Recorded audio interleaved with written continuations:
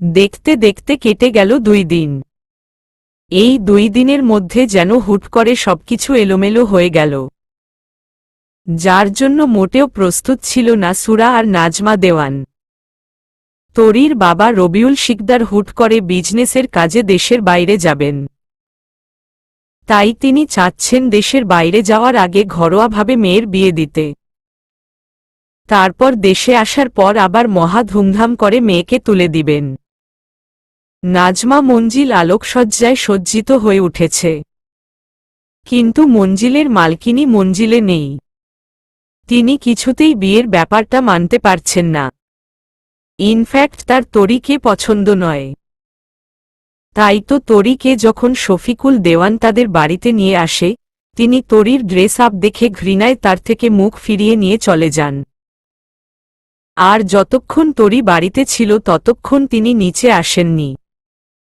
এমন নির্লজ্জ বেহায়া মেয়ের মুখ দেখতেও তার রুচিতে বাধে।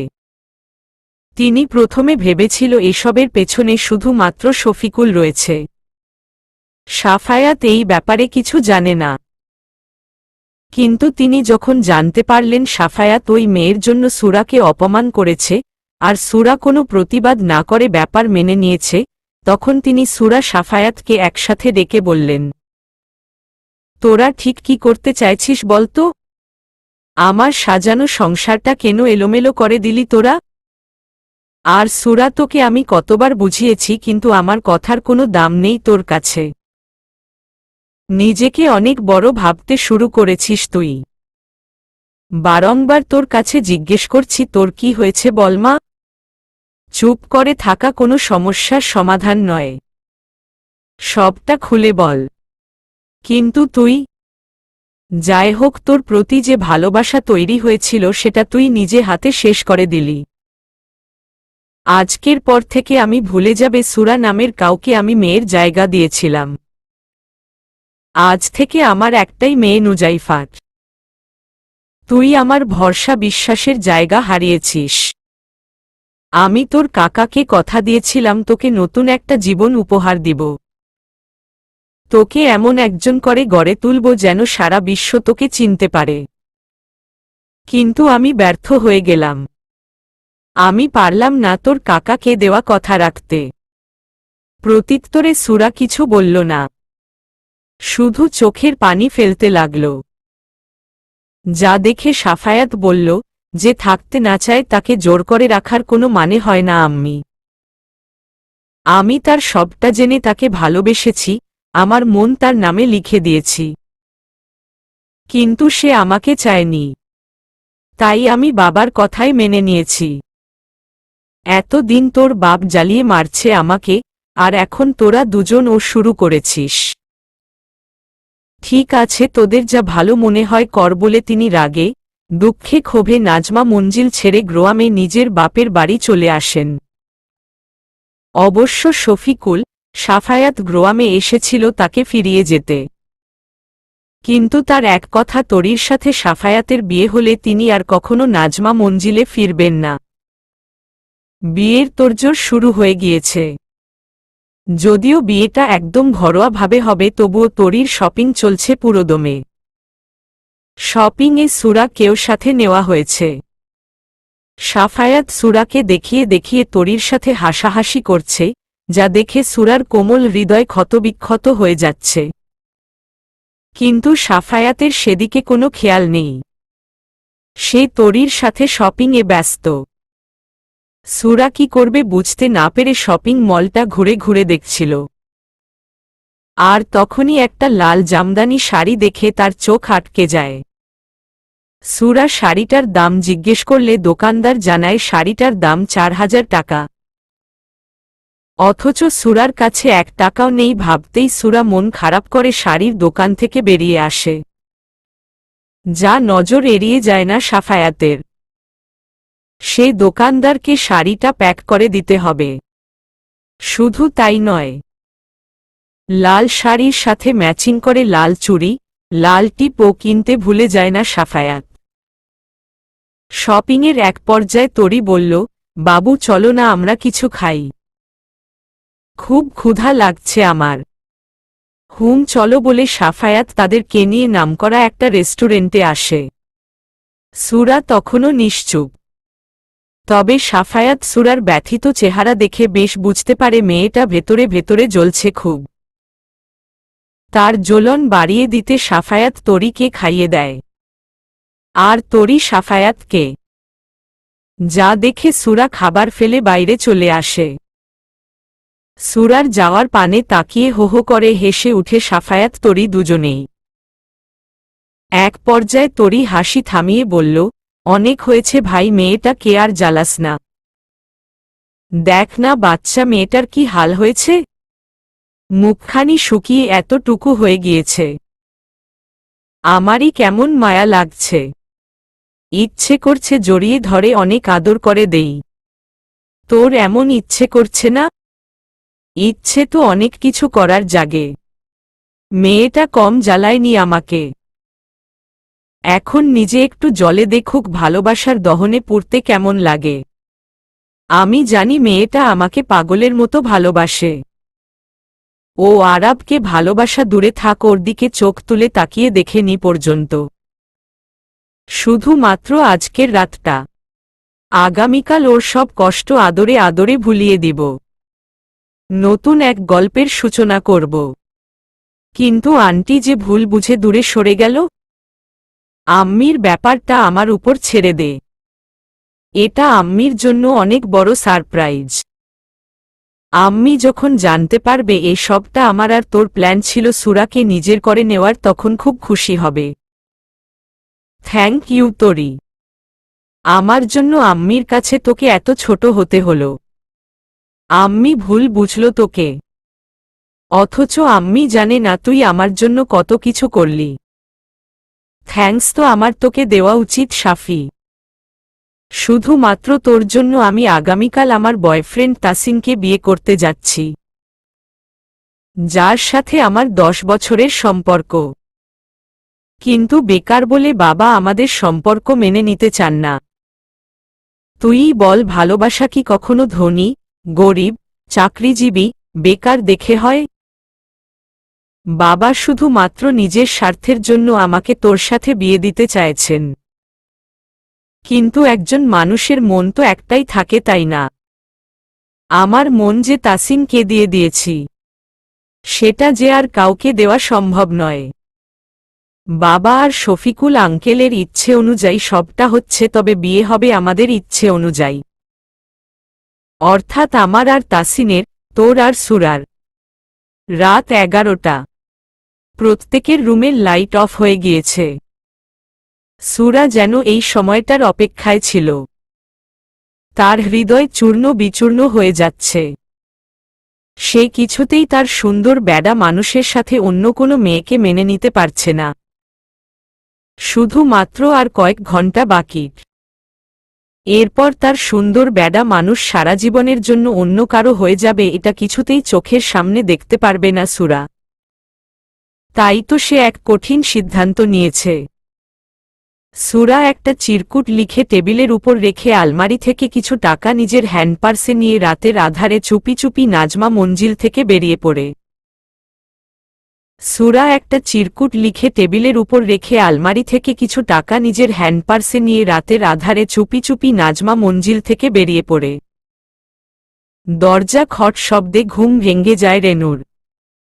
সে বাইরে এসে দেখে মেইন ডোর খোলা রয়েছে। রেনু অনেক রাত পর্যন্ত জেগে সিরিয়াল দেখে।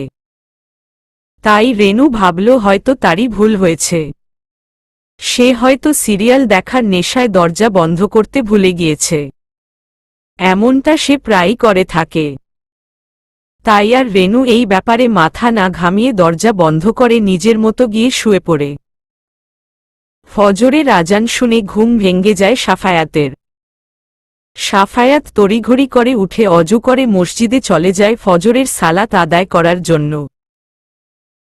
সালাত আদায় করে মসজিদ থেকে ফেরার সময় সাফায়াত মনে মনে বলল, তোমার জন্য অনেক বড় সারপ্রাইজ অপেক্ষা করছে আমার লজ্জাবতী ললিতা। আমি জানি আমার প্রতি তোমার অনেক রাগ, ক্ষোভ, অভিমানের সৃষ্টি হয়েছে। আজ সব রাগক্ষোভ অভিমানের অবসান ঘটিয়ে তোমাকে আদরে আদরে ভরিয়ে দিব। অন্য এক সুখের রাজ্যে নিয়ে যাব তোমাকে। আজকের রাত একান্তই আমাদের দুজনের রাত। আজ রাতে তোমাকে আপন করে নিব, ঠিক ততটা আপন যতটা আপন হলে কেউ কারো থেকে দূরে যেতে পারবে না। তোমাকে আমার রন্ধ্রে রন্ধ্রে মিশিয়ে নিব ললিতা। আজ আবার তুমি নতুন করে বউ সাজবে, আর আমি সাজব বর। সাফায়াত খুশি মনে বাড়িতে ফিরে কিচেনে উকি দেয়, কিন্তু সুরাকে পায় না। রেনু চা করছে দেখে সাফায়াত বলল, তুই চা করছিস কেন? তোর বুংনি কোথায়? ও কি এখনো ঘুম থেকে উঠেনি? আমি কয়বার পারুম না ভাইজান। ভাবি তো হকগুলের আগে উঠে সব কাম একা হাতে করে, আমারে তো কিচ্ছুটি করবার দেয় না। কিন্তু আজ তো তার কোনো খোঁজ খবর নেই। আমি ভাবছি হয়তো ভাবির গোতরও খারাপ করছে, তাই আর তারে বিরক্ত করিনি। ঠিক আছে, তুই কাজ কর, আমি গিয়ে দেখছি মহারানীর কি হয়েছে। বাবাগো, তার যে রাগ, আমাকে সামনে পেলে কাঁচা চিবিয়ে না খেয়ে ফেলে আবার। আপনি পুলিশ হয়েও বুড়ে ডরান ভাইজান, ভাবা যায়। সাফায়াত প্রত্যুত্তরে কিছু না বলে নাজমা দেওয়ানের রুমে এসে দরজা ধাক্কা দিতেই দরজা খুলে যায়, যার কারণে সাফায়াত একটু অবাক হয়ে যায়। সে মনে মনে বলল, আশ্চর্য, দরজা খোলা রয়েছে অথচ সুরা নিচে যায়নি কেন? সাফায়াত তৎক্ষণাৎ রুমের ভেতরে প্রবেশ করে, কিন্তু ভেতরে গিয়ে সুরাকে পেয়ে আরেক দফা চমকে উঠে। সাফায়াত ওয়াশরুম, বেলকনি সব জায়গায় দেখে বাট কোথাও সুরাকে পায়নি। সাফায়াত হতাশ হয়ে রুম থেকে বেরিয়ে আসতে যাবে, তখনই টেবিলের উপর রাখা চিরকুটের দিকে তার নজর যায়। সাফায়াত কালবিলম্ব না করে চিরকুট পড়তে শুরু করে। চিরকুটে লেখা ছিল, আমি জানি যখন আপনি আমার এই লেখাটা হাতে পাবেন তখন আমি কোথায় থাকব আমি নিজেও জানি না, কারণ আমার যে নির্দিষ্ট কোনো থাকার জায়গা নেই। বাবা মাকে হারানোর পর ছোটবেলা থেকে চাচির সংসারে নির্যাতিত হয়ে বড় হয়েছি। এরপর আপনাদের সংসারে গিয়ে মায়ের, বোনের ভালোবাসা পেয়েছি। কিছু সময়ের জন্য বরের ভালোবাসাও পেয়েছি। জানেন, সুন্দর বেডা মানুষ আপনি যখন আমার আশেপাশে থাকতেন, আমাকে ছুঁয়ে দিতেন, তখন নিজেকে পৃথিবীর সবচেয়ে সুখী ব্যক্তি মনে হতো। কিন্তু আমি যে অনেক লোভী, অতটুকু সুখে আমার পোষায়নি। আমি আরও সুখের নাগাল পেতে চেয়েছিলাম, কিন্তু সেই মুহূর্তে একটা দমকা হাওয়া এসে আমার জীবনটা পাল্টে দিল। আমার থেকে আমার সবটুকু সুখ কেড়ে নিল। আপনি হয়তো ভেবেছিলেন আরাব ভাইকে আমি পছন্দ করি, কিন্তু আপনি বিশ্বাস করেন পুলিশ, আমি আরাব ভাইকে পছন্দ করা তো দূরের কথা, তার চেহারার দিকেও তাকিয়ে দেখিনি সে দেখতে কেমন। কারণ আমার মনটা যে সবসময় আমার সুন্দর বেডা মানুষের কাছে পড়ে থাকত। আমার মনটা যে আপনারই। আপনার মন আপনার অনুমতি ছাড়া অন্য কাউকে দেওয়ার কোনো অধিকার যে আমার নেই। বড্ড ভালোবাসি আপনাকে, আর মৃত্যুর আগ পর্যন্ত আপনাকেই ভালোবেসে যাব। আমার ভালোবাসার গভীরতা অনেক বেশি ছিল পুলিশ। আমি আপনার পাশে কাজের মেয়ে রেনুকেও সহ্য করতে পারতাম না। সেইখানে তরির আপুকে কিভাবে সহ্য করতাম বলুন? আপনি চিরদিনের জন্য অন্য কারো হবেন এটা আমি সহ্য করতে পারতাম না পুলিশ। আমি হয়তো হার্ট অ্যাটাক করে মারা যেতাম। তাই তো আমি আপনার থেকে দূরে চলে এলাম। আমি না হয় আপনাকে দূর থেকে আপনাকে ভালোবেসে যাব। ভালো থাকবেন পুলিশ। নিজের শরীরের যত্ন নিবেন। মা, নুজাইফা, আব্বা সবার খেয়াল রাখবেন। আপনারা ভালো থাকলেই যে আমি ভালো থাকব। চিরকুটটা পড়ে সাফায়াত ড্রেসিং টেবিলে ঘুষি মেরে দেয়, যার ফলস্বরূপ ড্রেসিং টেবিল ভেঙে গুড়িয়ে যায়। মুহূর্তের মধ্যে সাফায়াতের হাত থেকে গলগল করে তাজা রক্ত বেরিয়ে আসে। কিন্তু সেদিকে কোনো খেয়াল নেই সাফায়াতের। সাফায়াত চিৎকার করে বলল, এটা তুই কি করলি সুরা? তোকে সারপ্রাইজ দিতে গিয়ে দেখি তুই নিজেই আমার জন্য সারপ্রাইজ রেখেছিস। তোর সুন্দর বেডা মানুষকে এই চিনতে পেরেছিস তুই? আমার উপর একটুও বিশ্বাস ছিল না তোর? কিভাবে পারলি আমার ছেড়ে চলে যাওয়ার মতো দুঃসাহস দেখাতে? কিভাবে পারলি বলে পাগলের মতো আচরণ করতে থাকে সাফায়াত। সাফায়াতের চিৎকার শুনে সবাই দৌড়ে রুমে এসে সাফায়াতের এই অবস্থা দেখে ভয় পেয়ে যায়।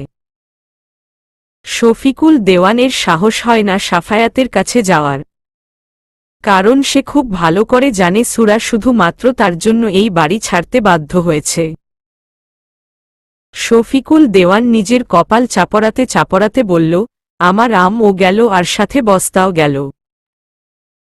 ভেবেছিলাম তোরির সাথে সাফির বিয়ে দিয়ে আমি কোটি কোটি টাকার মালিক হব, কিন্তু ওই বেয়াদব মেয়ে আমার পাকা ধানে মই দিয়ে রাতে তার বয়ফ্রেন্ড তাসিনের সাথে পালিয়ে গিয়ে তাকে বিয়ে করে নিয়েছে।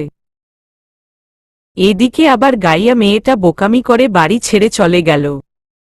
নাজমা রাগারাগি করে গ্রোয়ামের বাড়িতে চলে গেল। আমি টাকা দিয়ে সেলিমের এক্সিডেন্ট করালাম। নিজের স্বার্থে কখন যে এতগুলো অপরাধের সাথে জড়িত হয়ে পড়েছি নিজেও বুঝতে পারিনি। সাফি যখন জানতে পারবে সবকিছুর পেছনে আমি রয়েছে বাবা বলে সে আমাকে ছেড়ে কথা বলবে না। আমার জেলের ঘানি টানতে হবে, জেলে পচে মরতে হবে আমাকে। না না, আমি কিছুতেই এটা হতে দিতে পারি না। আমাকে অন্য কোনো চাল চালতে হবে, যাতে সাপ ও মরে আর লাঠি ও না ভাঙ্গে।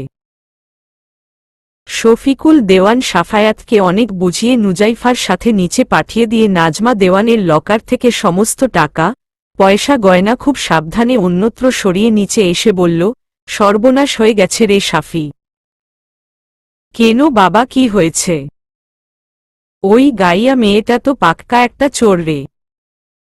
মেয়েটা নাজমার লকার থেকে সমস্ত টাকা পয়সা গহনা চুরি করে নিয়ে পালিয়েছে। আমি আগেই জানতাম মেয়েটা এমন কিছু একটা করবে। সবাই তো মাথায় করে রাখত মেয়েটাকে, কত ভালোবাসাতো। তোদের সেই ভালোবাসার প্রতিদান স্বরূপ মেয়েটা সবকিছু চুরি করে নিয়ে রাতের আধারে পালিয়ে গেল। ওই গাইয়া মেয়েটা তো পাক্কা একটা চোর রে। মেয়েটা নাজমার লকার থেকে সমস্ত টাকা পয়সা গহনা চুরি করে নিয়ে পালিয়েছে। আমি আগেই জানতাম মেয়েটা এমন কিছু একটা করবে। সবাই তো মাথায় করে রাখত মেয়েটাকে, কত ভালোবাসত। তোদের সেই ভালোবাসার প্রতিদান স্বরূপ মেয়েটা সবকিছু চুরি করে নিয়ে রাতের আধারে পালিয়ে গেল। সুরা গরিব হতে পারে বাবা, কিন্তু লোভী নয়। তার মানে তুই কি বলতে চাইছিস আমি মিথ্যা কথা বলছি? ঠিক আছে, তোর যদি বিশ্বাস না হয় তাহলে তুই নিজে গিয়ে দেখ, লকার একদম খালি পড়ে আছে। আমি বলছি না যে তুমি মিথ্যা কথা বলছো। সুরা আম্মির রুমে থাকলে ও লকারের চাবি কোথায় থাকে এটা কিন্তু সুরা জানত না। লকারের চাবির ব্যাপারে একমাত্র তুমি আর আম্মি জানো। তুই কি আমার দিকে আঙ্গুল তুলছিস সাফি? তোর কি মনে হয় আমি লকার থেকে সমস্ত কিছু চুরি করেছি? তুই আমার ছেলে হয়ে আমাকে চোরের অপবাদ দিচ্ছিস সাফি? তুমি এত হাইপার হচ্ছ কেন বাবা? আমি কি একবারও বলেছি তুমি সবকিছু চুরি করেছ? আমি তোমাকে বিশ্বাস করি বাবা, তবে সুরা কেউ অবিশ্বাস করি না। আমি জানি সুরা কখনো চুরির মতো এমন জঘন্য একটা কাজ করতে পারে না। তুমি একদম ঠিক কথা বলছো ভাইয়া।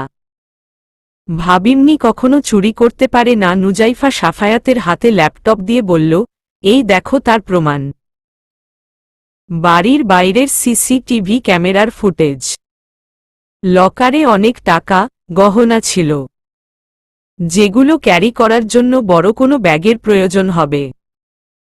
কিন্তু দেখো ভাবিমনির হাতে শুধুমাত্র একটা হ্যান্ডপার্স, যার মধ্যে সামান্য কয়টা টাকা ক্যারি করা যায়। তার মানে ভাবিমনি চুরি করে পালিয়ে যায়নি। আবার লকার ও ফাঁকা রয়েছে। তাহলে এতগুলো টাকা পয়সা গহনা গেল কোথায়? লকার হয়তো ফাঁকা রয়েছে, তবে টাকা গহনা বাড়ির বাইরে যায়নি, সবকিছু বাড়ির ভেতরেই রয়েছে। তুই হয়তো ভুলে গিয়েছিস আমি পেশায় একজন পুলিশ। চোর ধরা আমার বা হাতের খেল, কিন্তু এখন আমি চোরের পিছনে ছুটতে চাইছি না। আমার যে সুরাকে খুঁজতে হবে। মেয়েটা আমার উপর অভিমান করে আমার থেকে দূরে চলে গেল। মেয়েটা যে আমার রন্ধ্রে মিশে গেছে, আমি কিভাবে পারবো তাকে ছাড়া বাঁচতে বলে পাগলের মতো চিৎকার করে কান্নায় ভেঙে পড়ল সাফায়াত। সিসিটিভি ক্যামেরার ফুটেজ দেখে ঘামতে শুরু করে শফিকুল দেওয়ান। সিসি ক্যামেরার কথাটা তার মাথা থেকে বেরিয়ে গিয়েছিল।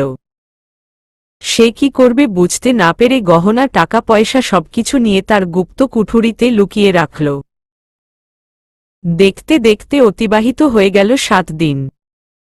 এই 7 দিনে প্রায় পাগল হয়ে গেছে সাফায়াত। মুখ ভর্তি দাড়ি, চুল বড় বড় হয়ে গিয়েছে, চোখের নিচে কালো দাগ পড়ে গিয়েছে। সাফায়াত নাওয়া খাওয়া বাদ দিয়ে দিন নেই রাত নেই সুরাকে খুঁজে চলেছে। প্রত্যেক থানায় থানায় মিসিং ডায়েরি করা হয়েছে, কিন্তু ফলাফল শূন্য। সুরার কোনো খোঁজ পাওয়া যায়নি। সুরার নিখোঁজ হওয়ার সংবাদ শুনে নাজমা দেওয়ান ও বাপের বাড়ি থেকে চলে এসেছেন।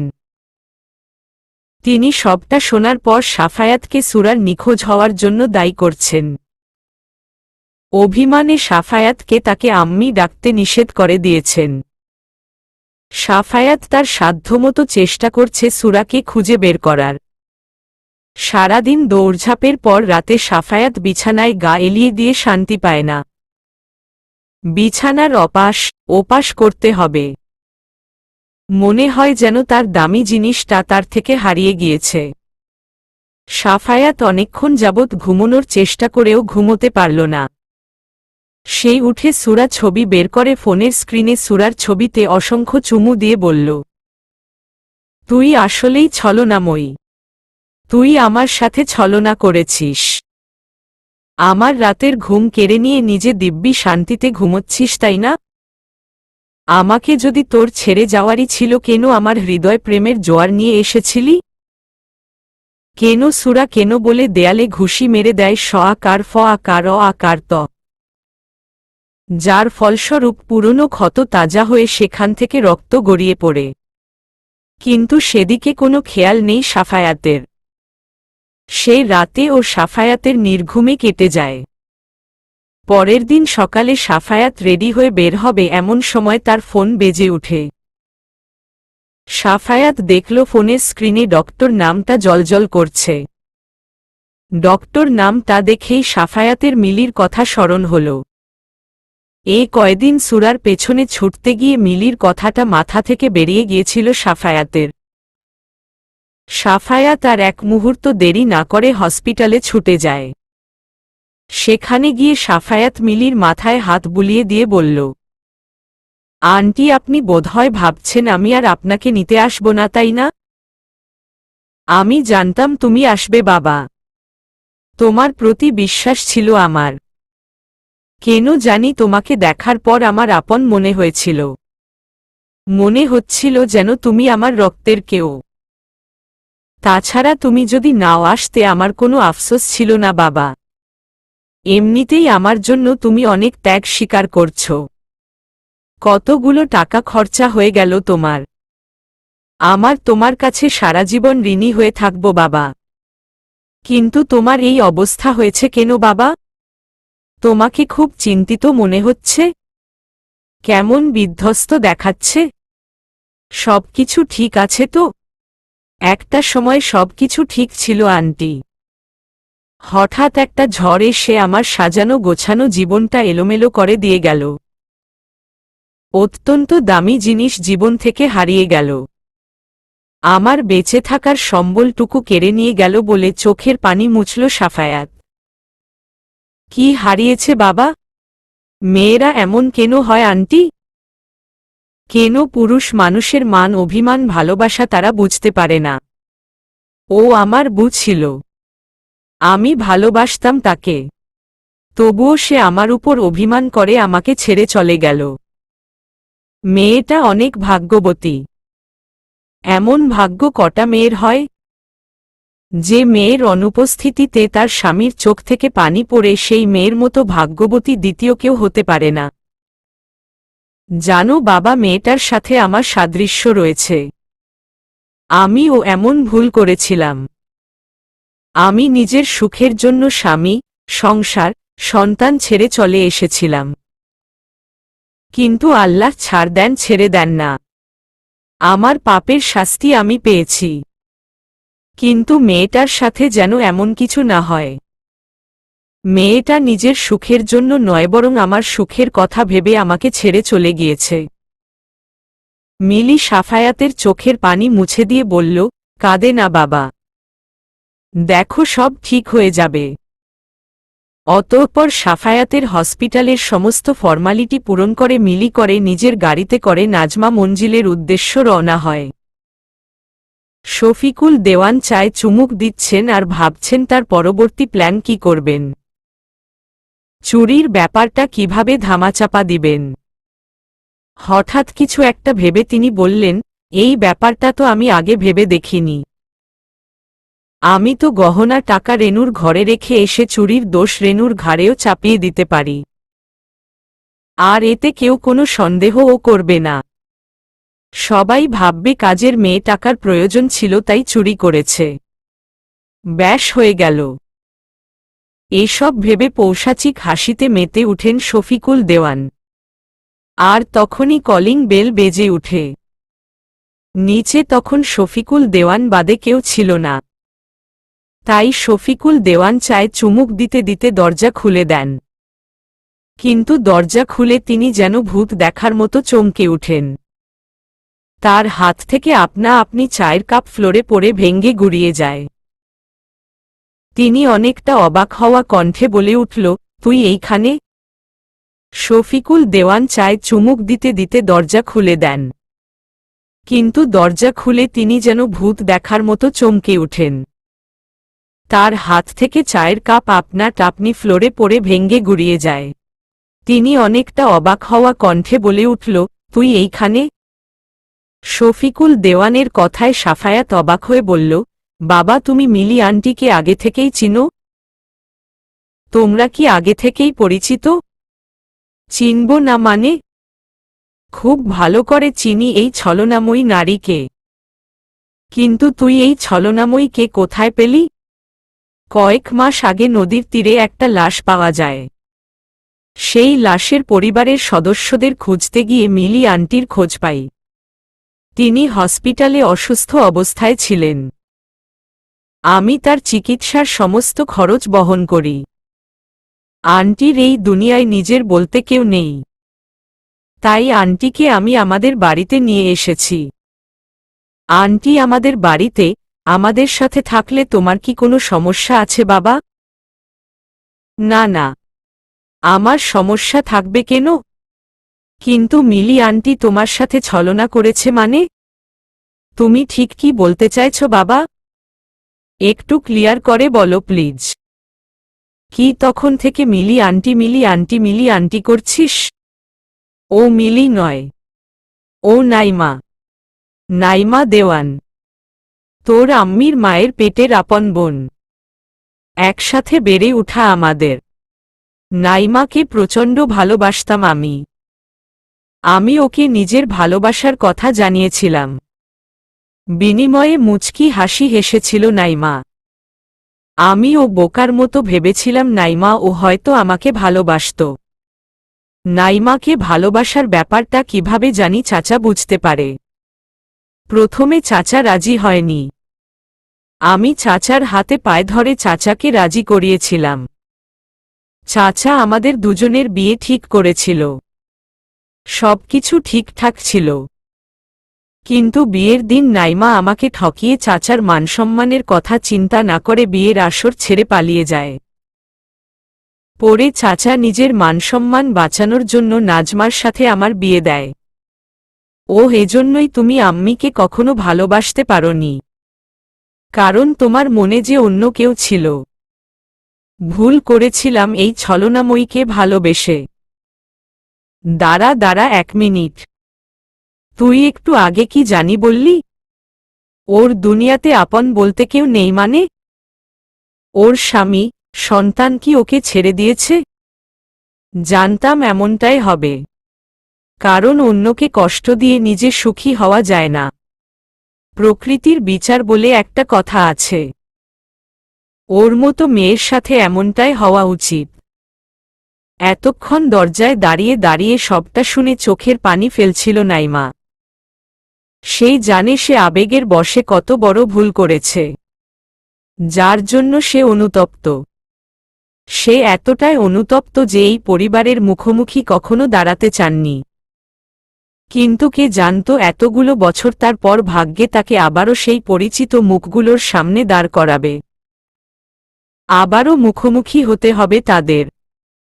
সাফায়াতকে দেখে নাইমার আপন কেউ মনে হচ্ছিল, কিন্তু নাইমা যদি খুনাক্ষরে ও টের পেত সাফায়াত শফিকুল আর নাজমার ছেলে, সে কখনো এই বাড়িতে আসত না।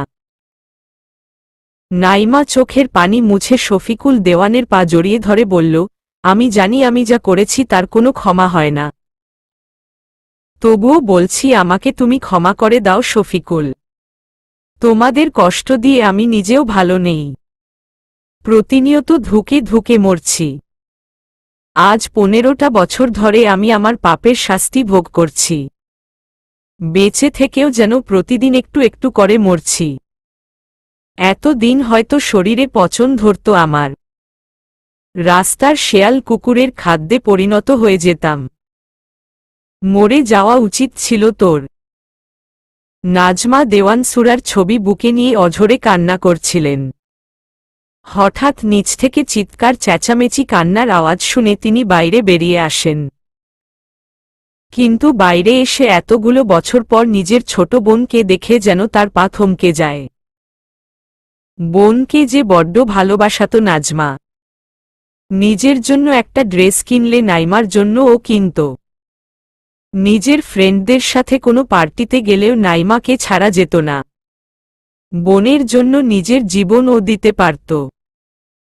তাই তো যখন নাজমা জানতে পেরেছিল যে শফিকুল তাকে নয় বরং নাইমাকে ভালোবাসে, তখন তিনি হাসি মুখে সবটা মেনে নিয়েছিলেন।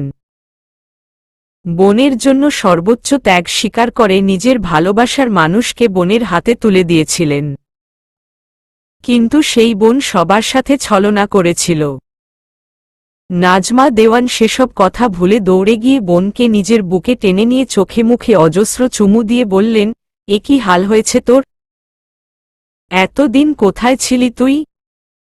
জানিস বোন, তোকে কত জায়গায় খুঁজেছি, কিন্তু তোর কোনো খোঁজ পাইনি।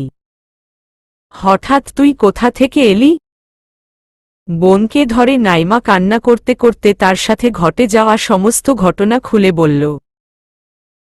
সব শুনে নাজমা দেওয়ান বলল, পাপ বাপকেও ছাড়ে না বোন। যাই হোক, তুই তোর পাপের শাস্তি পেয়ে গিয়েছিস। এখন আর কান্না নয়, বাকি জীবনটা তুই আমাদের বাড়িতে আমাদের সাথে হাসি খুশিতে কাটাবি। ঠিক আছে আপু, তোমরা ছাড়া যে আমার আর আপন বলতে কেউ নেই। আমি তোমাদের ছেড়ে আর কোথাও যাব না। আমার যে এখনো আমার স্বামী সন্তানকে খুঁজে পাওয়া বাকি। তুই চিন্তা করিস না নাইমা, আমরা সবাই মিলে তোর বর আর তোর মেয়েকে খুঁজব। জানি না আমার মেয়েটা এখন কোথায় আছে, কেমন আছে। যেখানেই থাকুক আল্লাহ যেন আমার মেয়েটাকে ভালো রাখে, সুস্থ রাখে। আমার মেয়েটাকে যেন আমার বুকে ফিরিয়ে দেয়। একটা বারের জন্য হলেও আমার মেয়েটাকে যেন আমি মায়ের আদর ভালোবাসা দিতে পারি। হসপিটালের সাদা বেডের উপর আকাশী রঙের পোশাক পরে শুয়ে রয়েছে সুরা। লম্বা চুলগুলো দুপাশে বেনি করে রাখা হয়েছে। মাথায়, হাতে ব্যান্ডেজ করা হয়েছে। চেহারা কেমন যেন ফ্যাকাশে হয়ে গিয়েছে। চোখের নিচে কালো দাগ পড়ে গিয়েছে। সুরাকে ঘুমের ইনজেকশন দিয়ে ঘুম পাড়িয়ে রাখা হয়েছে। সুরার ঘুম ভাঙ্গতেই নার্স বাইরে গিয়ে একটা দম্পতিকে জানান। মুহূর্তের মধ্যে যেন খুশিতে তাদের চোখে ছলছল করে উঠল। তারা দৌড়ে সুরার কাছে এসে সুরার কপালে চুমু দিয়ে বলল, এখন কেমন লাগছে মা? মোটামুটি ভালো। কিন্তু আমি এইখানে কেন? আর আপনারা কারা? সুরার কথায় ভদ্রলোক বললেন, আমি শাহিন চৌধুরী। এই শহরের সবাই এক নামে চিনে আমাকে, শিল্পপতি শাহিন চৌধুরী। অতঃপর শাহিন চৌধুরী তার পাশে থাকা ভদ্রমহিলাকে দেখিয়ে বললেন, ও আমার স্ত্রী মনিরা চৌধুরী। জানো মা, আমার টাকা পয়সা ধন দৌলত কিছুর অভাব নেই, শুধু অভাব একটা সন্তানের। আজ 15 বছর ধরে আমরা নিঃসন্তান। কত দেশ বিদেশের ডক্টর দেখিয়েছি, কিন্তু ফলাফল শূন্য। এখন মনে হচ্ছে আল্লাহ তাআলা আমাদের ডাক শুনেছেন, তিনি তোমাকে আমাদের জন্য পাঠিয়েছেন। তোমাকে দেখে আমরা বুঝতে পেরেছি তুমি হয়তো অসহায় একটা মেয়ে। দেখো মা, তুমি কে বা তোমার পরিচয় কি সেটা আমরা জানতে চাই না। পুরনো সব দুঃখের কথা তুমি ভুলে যাও। তোমাকে আর কোনো দুঃখ কষ্ট স্পর্শ করতে পারবে না। আজ থেকে তুমি সানজানা চৌধুরী, ডটার অফ শিল্পপতি শাহিন চৌধুরী। দেখো মা, তুমি কে বা তোমার পরিচয় কি সেটা আমরা জানতে চাই না। পুরনো সব দুঃখের কথা তুমি ভুলে যাও। তোমাকে আর কোনো দুঃখ কষ্ট স্পর্শ করতে পারবে না। আজ থেকে তুমি সানজানা চৌধুরী, ডটার অফ শিল্পপতি শাহিন চৌধুরী বলে। জানো মা, আমার খুব ইচ্ছে ছিল আমার একটা পরীর মতো মেয়ে হবে। মেয়েটা আধো আধো বুলিতে আমাকে পাপা বলে ডাকবে। তার ছোট ছোট পা দিয়ে সারা বাড়ি হেঁটে বেড়াবে। সারাক্ষণ আমার নিস্তব্ধ বাড়িটা মাতিয়ে রাখবে। মেয়েকে নিয়ে অনেক বড় স্বপ্ন ছিল আমার। আমার ইচ্ছে ছিল আমার মেয়েকে আমি অনেক বড় ডক্টর করব। শুধু এই দিনাজপুর শহরের মানুষ নয়, পুরো বাংলাদেশের মানুষ আমাকে মেয়েকে এক নামে চিনবে। সবাই যখন আমার মেয়ের সাফল্যের গুণগান করবে, তখন গর্বে আমার বুক ভরে যাবে। তুই আমার সেই চাওয়াটা পূরণ করবি মা? শাহিন চৌধুরীর এহেন আবদারে সুরা হতবাক হতভম্ব হয়ে গিয়েছে। একটা মানুষ কতটা ভালো হলে রাস্তা থেকে একটা মেয়েকে তুলে এনে এমন নতুন একটা জীবন দিতে পারে, তাকে নতুন করে বাঁচার স্বপ্ন দেখাতে পারে, নিজের মেয়ের আসনে বসাতে পারে। শাহিন চৌধুরীর মুখে স্বপ্নের কথা শুনে নাজমা দেওয়ানের কথা মনে পড়ে গেল সুরার। এমন স্বপ্ন তাকে নাজমা দেওয়ানও দেখিয়েছিল, তাকে নতুন একটা জীবন উপহার দিয়েছিল, তাকে নিজের মেয়ে করে নিয়েছিল। মানুষটা বড্ড ভালোবাসাত তাকে। শুধুমাত্র তার জন্য সে নিজের স্বামী নামক অমানুষের সাথে লড়েছে। এ পর্যায়ে যখন মানুষটা শয়তানের সাথে লড়াই করে হেরে যায়, তখন মানুষটা এই বয়সে এসে নিজের সংসার সন্তান ছাড়তে বাধ্য হয়েছে। সুরা আর ভাবতে পারল না কিছু। পানিতে চোখ ঝাপসা হয়ে গেল। চোখের সামনে ভাসতে লাগল তার নিজের সংসার ছাড়ার দৃশ্য। সুরা সেদিন রাতে সাফায়াতের জন্য একটা চিরকুট লিখে টেবিলের উপর রেখে নাজমা মঞ্জিল থেকে বেরিয়ে সোজা শহরের রাস্তা ধরে হাঁটতে থাকে। সুরা এই দ্বিতীয়বার নাজমা মঞ্জিল থেকে বেরিয়েছে। প্রথমবার নাজমা মঞ্জিল থেকে রাগ করে বেরিয়ে আসলে ও সাফায়াতকে দেখে তার রাগ পানি হয়ে গিয়েছিল, যার জন্য সে আবারও নাজমা মঞ্জিলে ফিরে গিয়েছিল। কিন্তু এবার সে আর নাজমা মঞ্জিলে ফিরবে না, কিছুতেই না। চোখের সামনে প্রিয় মানুষটাকে অন্য কারো সাথে দেখে প্রতিদিন একটু একটু করে মরার থেকে তার চোখের সামনে থেকে দূরে চলে যাওয়া ভালো। সুরা চোখের পানি মুছে পায়ের গতি বাড়িয়ে হাঁটতে লাগল। রাস্তায় পিনপতন নীরবতা কাজ করছে। মাঝে মাঝে দূর থেকে শেয়ালের আওয়াজ ভেসে আসছে। হঠাৎ হঠাৎ আওয়াজে কেঁপে উঠে সুরা। তবুও সে তার সিদ্ধান্ত পরিবর্তন করে না। সুরা পায়ের গতি বাড়িয়ে হাঁটতে থাকে। হাঁটতে হাঁটতে সুরা কোনো রাস্তা থেকে কোনো রাস্তায় চলে এসেছে, কিছু বুঝতে পারে না। সুরা রাস্তার মোড়ে এসে দেখল সেখানে চারদিকে চারটা রাস্তা চলে গিয়েছে। সুরা কোনো দিকে যাবে বুঝতে না পেরে ডান দিকে পা বাড়াল। কয়েক কদম পা বাড়াতেই সুরা ল্যাম্পপোস্টের আলোতে স্পষ্ট দেখতে পেল 4-5টা ছেলে মদ্যপান করছে। এলোমেলো চুল, চোখ লাল হয়ে আছে, দেখতে কেমন বখাটে মনে হচ্ছে। সুরা তাদের কাছাকাছি আসলে ছেলেগুলো কেমন যেন লুলুপ দৃষ্টিতে তাকায় তার দিকে। ছেলেগুলোর এইভাবে তাকিয়ে থাকতে দেখে ভেতরে ভেতরে ভয় আঁকড়ে ধরে সুরাকে। সে ভয় ঘামতে শুরু করে। আগের থেকে দ্রুত গতিতে সুরা পা চালিয়ে হাঁটতে শুরু করে সুরা। কিন্তু সুরাকে ফলো করে সুরার পেছনে পেছনে ছেলেগুলোও আসতে থাকে। ভয় কলিজা কেঁপে উঠে সুরা। এক পর্যায়ে সুরা দৌড়াতে শুরু করে। দৌড়াতে দৌড়াতে সুরা মেইন শহরের বাস স্ট্যান্ডে চলে আসে। বাস স্ট্যান্ডে তখনও অনেক লোকের সমাগম রয়েছে। সুরা নিজেকে বাঁচাতে কোনো কিছু না ভেবে বাসে উঠে যায়।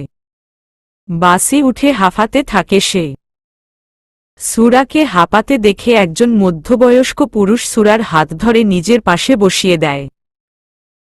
সুরা প্রথমে আনিজি ফিল করলেও পরে ভাবে লোকটা তো আমার বাবার বয়সী, হয়তো আমার বয়সী মেয়েও আছে তার। এসব ভেবে সুরা নিজেকে সান্ত্বনা দেয়। বাস আপন গতিতে চলতে শুরু করে। সুরা অনেকক্ষণ যাবৎ দৌড়ানোর ফলে ক্লান্তিতে তার চোখ বন্ধ হয়ে আসে। কিছু সময়ের জন্য ঘুমিয়ে পড়ে সুরা। হঠাৎ পিঠে কারো স্পর্শ পেয়ে ঘুম ভেঙে যায় সুরার। সুরার ঘুম ভাঙ্গতেই দেখতে পায় তার পাশে বসা তার বাবার বয়সী লোকটা সুরার পিঠে হাত দিয়ে স্লাইড করছে। তার দৃষ্টিতে রয়েছে কামনা বাসনা। লোকটার এমন রূপ দেখে ঘৃণার গা ঘিন ঘিন করে উঠে সুরার। সুরা মনে মনে বলল, কাকে বিশ্বাস করব? পুরুষ মানুষের এতগুলো রূপ হয় জানতাম না। পুরুষ মানুষ একটা মেয়ের মানসিক শান্তির কারণ, আবার সেই পুরুষ মানুষই মেয়েদের যন্ত্রণার কারণ। সুরা কোনো কিছু না ভেবে লোকটার নাক বরাবর ঘুষি মেরে দিয়ে বাস থেকে নেমে পড়ে। কিন্তু বাস থেকে নেমে আরেক দফা চমকে উঠে সুরা। তার পেছনে পেছনে সেই 5টা বখাটে ছেলেও রয়েছে, যা দেখে ভয় পেয়ে যায় সুরা। সুরাকে ভয় পেতে একটা ছেলে বলল, কি সুন্দরী ভেবেছিলে আমাদের চোখে ধুলো দিয়ে পালিয়ে যেতে পারবে তাই না? আমাদের নজরে একবার যখন পড়েছ তখন আর তোমার নিস্তার নেই সুন্দরী। তোমার পেছনে অনেক দৌড় দৌড়াতে হয়েছে আমাদের। এখন তুমি কোথায় পালাবে সুন্দরী? শুধু শুধু নিজের এরনাজি নষ্ট করলে। তার চেয়ে বরং আমাদের কাছে ধরা দিলে নিজেও আনন্দ পেতে আর আমরাও, বলে পৌশাচিক হাসিতে মেতে উঠল ছেলেগুলো। সুরা মনে মনে বলল, হে আল্লাহ, এ কোনো পরীক্ষায় ফেললে আমাকে? এখন কি করব? আমার কি বাঁচার আর কোনো পথ নেই? আমাকে কি এই নরপশুদের খাদ্য পরিণত হতে হবে? আগামীকাল সকালের নিউজের হেডলাইন হতে হবে? সুরা অসহায় হয়ে চোখের পানি ফেলতে থাকে। হঠাৎ তার চোখ যায় রাস্তার পাশে রাখা বালির স্তূপের দিকে। সুরা আর এক মুহূর্ত দেরি না করে এক মুঠো বালি ছুঁড়ে দেয় ছেলেগুলোর দিকে। তাদের চোখে মুখে বালি ছুঁড়ে দেওয়ার কারণে তারা অকথ্য ভাষায় গালিগালাজ করতে থাকে সুরাকে। সুরা আবারও দৌড়াতে শুরু করে। দৌড়াতে দৌড়াতে এক পর্যায়ে সুরা রাস্তায় পড়ে গিয়ে পা ছুলে রক্ত বের হয়ে যায়। সুরা ব্যথায় ককিয়ে উঠে রাস্তায় বসে পড়ে। কিন্তু পেছনে থেকে ছেলেগুলোর গলার আওয়াজ শুনতে পেয়ে আবারও দৌড়াতে থাকে সুরা। হঠাৎ করে সুরার মাথা ঘুরতে শুরু করে, চোখ ঝাপসা হয়ে আসে তার। সে দেখতে পায় একটা গাড়ি তার দিকে ধেয়ে আসছে। এরপর আর কিছু মনে নেই সুরার। জ্ঞান ফেরার পর সে নিজেকে হসপিটালে আবিষ্কার করে। সে জানতে পারে তার সুন্দর ব্যাডা মানুষ থেকে সে এখন অনেক দূরে দিনাজপুরে রয়েছে। পুরনো কথা মনে পড়তেই বুকে চিনচিনে ব্যথা অনুভব করে সুরা। সুরার থেকে কোনো রেসপন্স না পেয়ে শাহিন চৌধুরী বললেন, কিরে মা, কোথায় হারিয়ে গেলি তুই? আমি তোকে কিছু জিজ্ঞেস করছি। তুই পারবি সানজানা চৌধুরী হয়ে আমার স্বপ্ন পূরণ করতে? পারবো বাবা, আমাকে যে পারতেই হবে। সুরা মারা গিয়েছে শাফি, এটা তুই কেন বুঝতে চাইছিস না? তুই মানিস বা না মানিস, এটাই চরম সত্যি। আর ইউ ক্রেজি বাবা? তুমি জানো তুমি কি বলছো? হ্যাঁ জানি, যেটা সত্যি সেটাই বলছি। সুরা আর এই পৃথিবীতে নেই। এই দুনিয়ার মায়া ত্যাগ করে সে তার নিজের বাড়ি চলে গিয়েছে। এটা হতে পারে না, আমি মানি না, সব কিছু মিথ্যে। আমার সুরা আমাকে ছেড়ে চলে যেতে পারে না। তাহলে কি সিসি ক্যামেরার ফুটেজ, বাস অ্যাক্সিডেন্ট সবটা মিথ্যে? এমনও তো হতে পারে ওই বাসে সুরা ছিল না। তাহলে কি তুই যেসব ভিডিও ক্লিপ জোগাড় করেছিস সেগুলো সব মিথ্যে ছিল? প্রত্যুত্তরে সাফায়াত কি বলবে বুঝতে পারে না।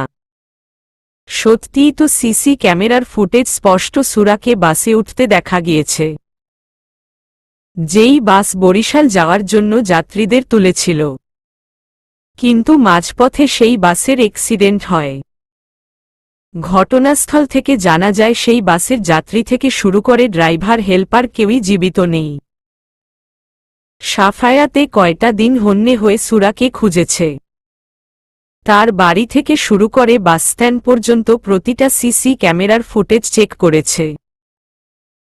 সিসি ক্যামেরায় সুরাকে বাড়ি থেকে বের হতে দেখা গিয়েছে, আর বাসস্ট্যান্ডে গিয়ে দৌড়াতে দৌড়াতে বাসে উঠতে দেখা গিয়েছে।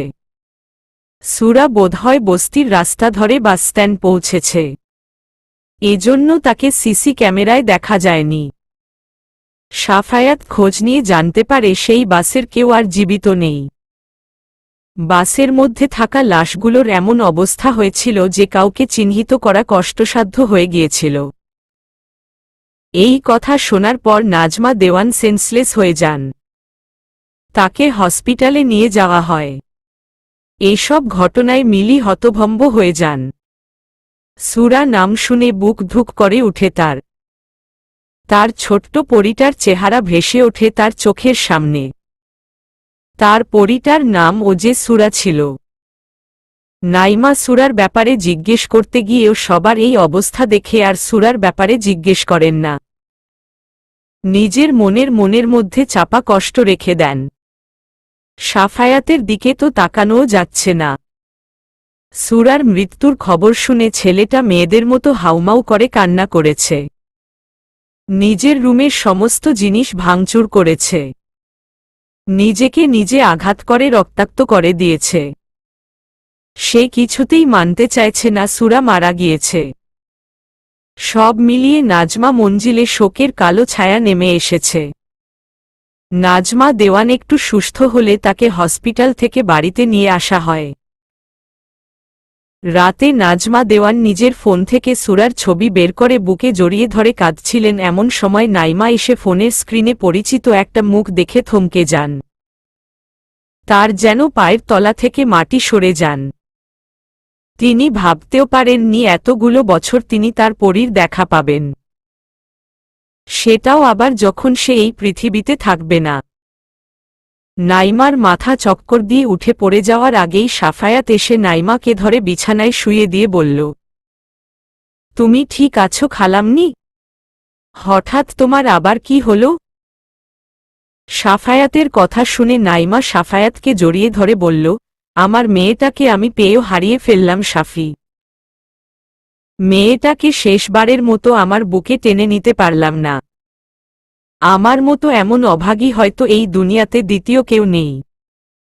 নাজমা তখন চোখের পানি মুছে বলল, তুই ঠিক কি বলতে চাইছিস নাজমা? সুরা আর কেউ নয় আপা, সুরা আমার মেয়ে। আমার সেই ছোট্ট পরীটা যাকে ছেড়ে আমি আমার নিজের সুখের খোঁজে বেরিয়েছিলাম। তুমি শিওর খালাম্নি সুরা তোমারই মেয়ে? মা হয়ে মেয়েকে চিনতে পারবো না, এটা কি করে হয় বলতো? আমি যখন সুরাকে ছেড়ে চলে গিয়েছিলাম তখন সুরা ছোট ছিল। এখন সে পরিপূর্ণ যুবতী হয়ে উঠেছে। তবুও সেই আগের চোখ, আগের নাক, আগের চেহারা সব একই রয়েছে। আমার মেয়েটা এইভাবে আমাকে ছেড়ে চলে গেল। একটা বার তার কাছে ক্ষমা চাওয়ার ও জন্য সুযোগ দিল না বলে কান্নায় ভেঙে পড়লেন নাইমা।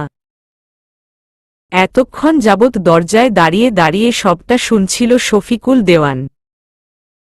সবটা শোনার পর তিনি যেন পাথর হয়ে গিয়েছেন। নাইমাকে তিনি অনেক ভালোবাসতেন। সুরা তার প্রিয়তমার মেয়ে। তার থেকে বড় কথা, সুরা তার ভাগ্নি, যাকে সে প্রতিনিয়ত অপমান অবহেলা করেছে। তার জন্য এই নাজমা মঞ্জিল ছেড়েছে। আজ তার মৃত্যুর জন্য শফিকুল দেওয়ান নিজে দায়ী। এই প্রথম শফিকুল দেওয়ান সুরাকে ফিল করছে। সুরার আব্বা ডাক মিস করছে। তার ইচ্ছে করছে সুরাকে একবার বুকে জড়িয়ে নিতে, কিন্তু তার ইচ্ছা যে পূরণ হওয়া সম্ভব নয়। সে যে এখন মৃতদের তালিকায় রয়েছে।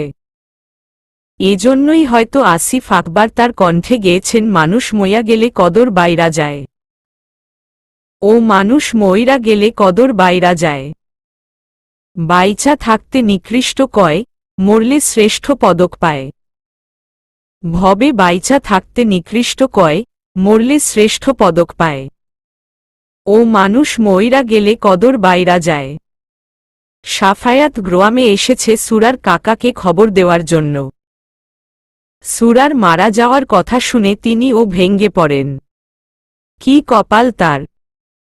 তার মেয়ের জামাই এই প্রথম তার বাড়িতে এসেছে, সেটাও তার মেয়ের মৃত্যুর সংবাদ দিতে। এই খবরে সুরার চাচি কপাল চাপড়াতে চাপড়াতে বলল, আমার সংসারে থাকতে মেয়েটাকে কম কষ্ট দেইনি আমি। আমার সংসারের সমস্ত কাজ ওকে দিয়ে করিয়েছি। দুবেলা দুমুঠো খাবার খেতে দেইনি, তবুও মেয়েটা টু শব্দটি করেনি। মুখ বুজে সবটা সহ্য করেছে। জানো বাবা, মেয়েটা একদিন আমার কাছে রাজহাঁসের গোশত খেতে চেয়েছিল। সেদিন আমি বিরক্ত হয়ে মেয়েটাকে অকথ্য ভাষায় গালিগালাজ করেছিলাম। মেয়েটার চুলের মুঠি ধরে মেরেছিলাম। তখন একটুও মায়া হয়নি আমার। কিন্তু বিয়ের পর আমি সুরার শূন্যতা অনুভব করতে পেরেছি। বুঝতে পেরেছি সুরা আমার জন্য কতটা করেছে। কিছুদিন আগে আমি তোমার নানু বাড়ি কাজ কিছু টাকা জমিয়ে একটা রাজহাঁস কিনেছি। আমার সুরাকে নারকেল দিয়ে রান্না করে নিজে হাতে খাওয়াবো বলে। কিন্তু এসে একই সংবাদ দিলে বাবা। শেষবারের মতো সুরার কাছে ক্ষমা ও চাইতেও পারলাম না। আমি যে আমার নিজেকে ক্ষমা করতে পারব না। সাফায়াত কোনো মতো তাদেরকে বুঝিয়ে তার নানা নানুকে নিয়ে শহরের দিকে রওনা হলেন। তারা নিজের মেয়েকে ফিরে পেয়ে যতটা খুশি হয়েছেন তার থেকে বেশি কষ্ট পেয়েছেন সুরার মৃত্যুর খবর শুনে। মেয়েটা তাদের এত কাছে থাকতেও তারা চিনতে পারেনি। সাফায়াত ড্রাইভারের পাশের সিটে বসে সুরার সাথে কাটানো মুহূর্তের কথা ভাবছে। হঠাৎ সে রাস্তার পাশে মাজেদা খালাকে দাঁড়িয়ে থাকতে দেখে ড্রাইভারকে গাড়ি থামাতে বলে। ড্রাইভার গাড়ি থামালে সাফায়াত গাড়ি থেকে বেরিয়ে মাজেদা খালা বলে ডাক দিতেই মাজেদা সাফায়াতকে জড়িয়ে ধরে চোখের সামনে ছেড়ে দিয়ে বলল, তুমি কেমন আছো বাবা? তোমার এই অবস্থা হয়েছে কেন? সবাই ঠিক আছে তো? আমার সুরা পাগলিটা কেমন আছে? সে কি এখনো আগের মতো তোমাকে জ্বালিয়ে মারে? মেয়েটা আমাকে ভুলে গেছে তাই না? সবার কথা যদি এতটাই ভাবো তাহলে কেন ছেড়ে এসেছিলে আমাদের? আমাদের সাথে তুমি 10 বছর ছিলে। আমরা কেউ তোমাকে আমাদের বাড়ির কাজের লোক মনে করিনি। তোমাকে আমাদের পরিবারের একজন সদস্য মনে করেছি। তবুও তুমি কেন আমাদের ছেড়ে চলে এসেছিলে? এমনকি তোমার সিম কার্ডটা পরিবর্তন করে ফেলেছ? কেন খালা? কিসে কম ছিল তোমার? আমরা তোমাকে যে টাকা দিতাম সেটা যদি তোমার জন্য কম হয়ে যেত, তুমি আমাদের বলতে পারতে। কাউকে না বললে ও আমাকে বলতে পারতে। আমি তোমার বেতন বাড়িয়ে দিতাম। আমি তোমাদের ছেড়ে আসতে চাইনি বাজান। আমাকে নাজমা মঞ্জিল ছাড়তে বাধ্য করা হয়েছিল। আমি তোমাদের ছেড়ে আসতে চাইনি বাজান।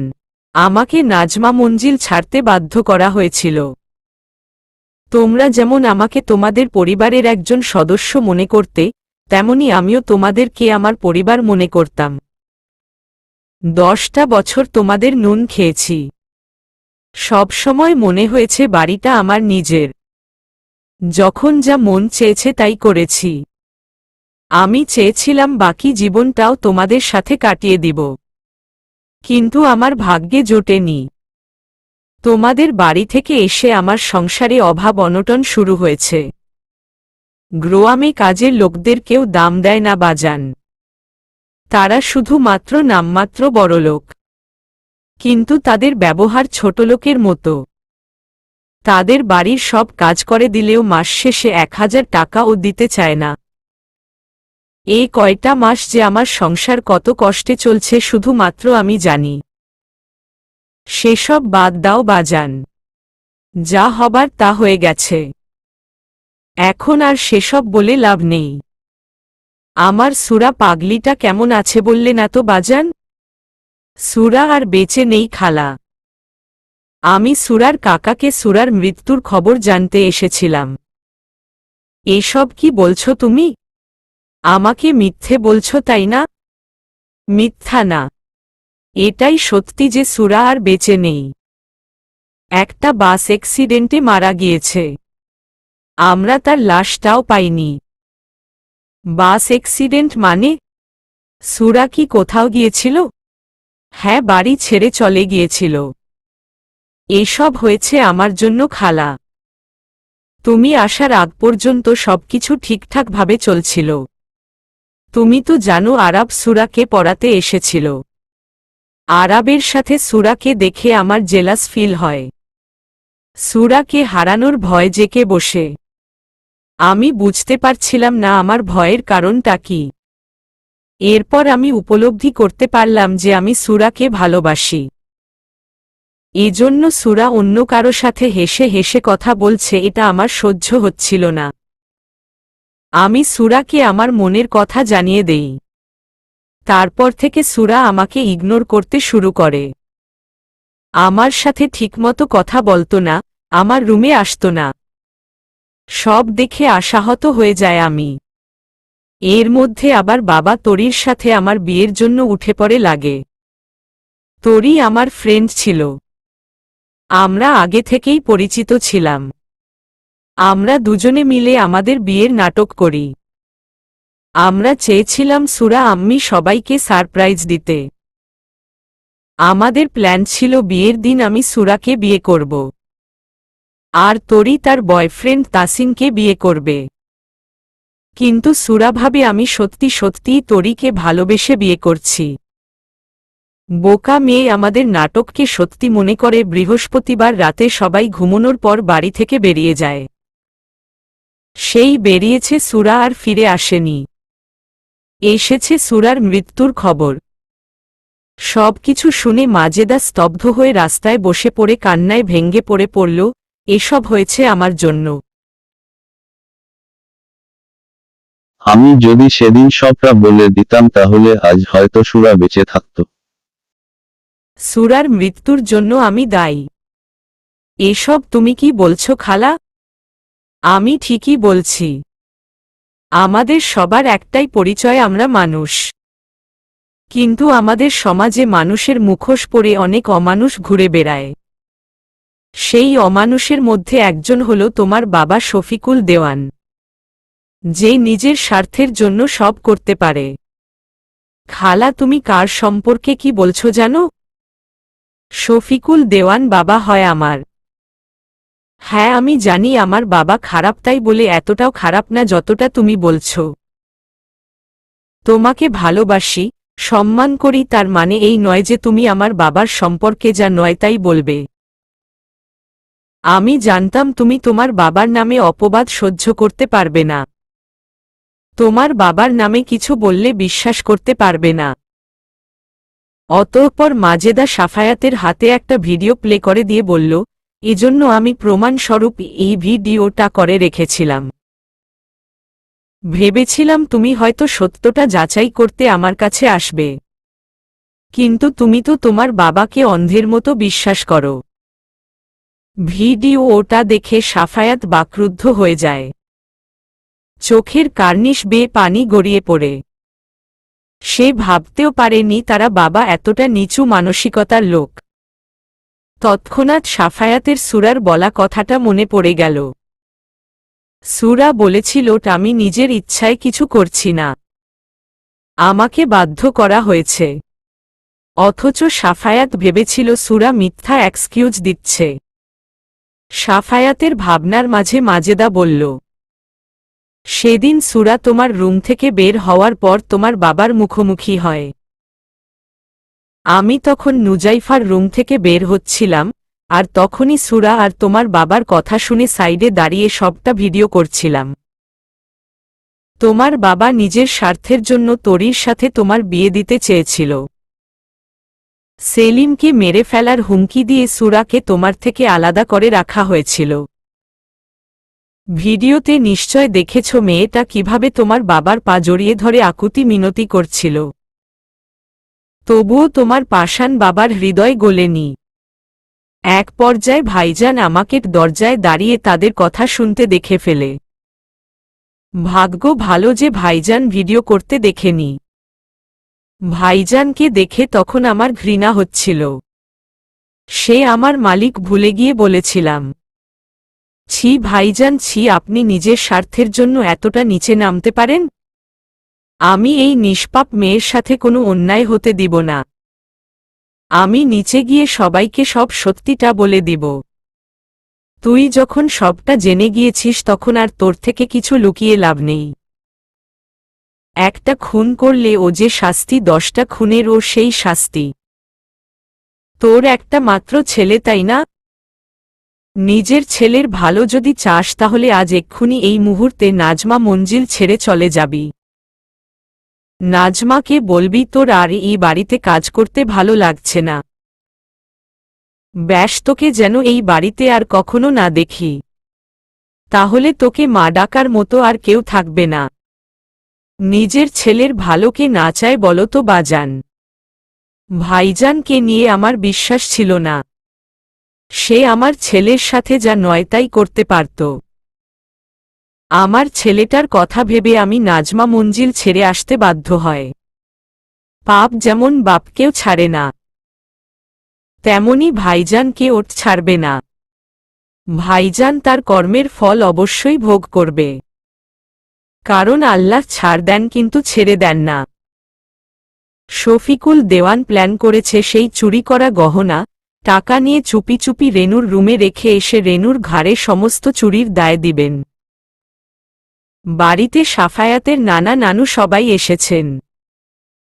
নিজের মেয়েকে ফিরে পাওয়ার আনন্দ আর নাতনির মৃত্যুর খবরে তাদের মধ্যে শোকের কালো ছায়া নেমে এসেছে।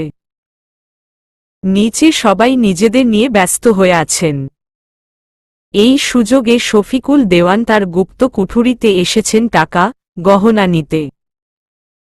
কিন্তু এইখানে এসে তার চক্ষু চড়পগাছ। কোথাও সেই টাকা গহনা নেই। শফিকুল দেওয়ান মনে মনে বলল, টাকা গহনার ব্যাপারে তো আমি ছাড়া আর কেউ জানে না। তাহলে কোথায় গেল এতগুলো টাকা গহনা? শফিকুল দেওয়ানের ভাবনার মাঝে রুমের লাইট জ্বলে উঠল। শফিকুল ঘাবড়ে গিয়ে বলল, কে আছে রুমে? You are under arrest mister Shafiqul Dewan. চলবে ইনশাআল্লাহ।